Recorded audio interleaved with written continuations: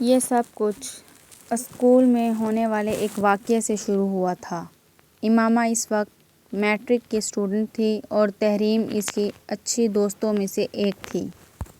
وہ لوگ کئی سال سے اکٹھے تھے اور نہ صرف ایک ہی اسکول میں پڑھتے تھے بلکہ ان کی فیملیز بھی ایک دوسرے کو بہت اچھی طرح جانتی تھیں۔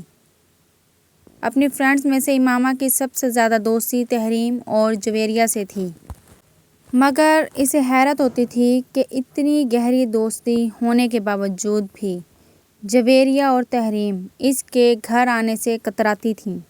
امامہ ہر سال اپنی سالگرہ پر انہیں انوائٹ کرتی اور اکثر وہ اپنے گھر پر ہونے والی دوسری تقریبات میں بھی انہیں مدعو کرتی۔ وہ گھر سے اجازت نہ ملنے کا بہانہ بنا دیتی۔ چند بار امامہ نے خود ان دونوں کے والدین سے اجازت لینے کے لیے بات کی، لیکن اس کے بے تحاشا اصرار کے باوجود ان دونوں کے والدین انہیں اس کے گھر آنے کی اجازت نہ دیتے۔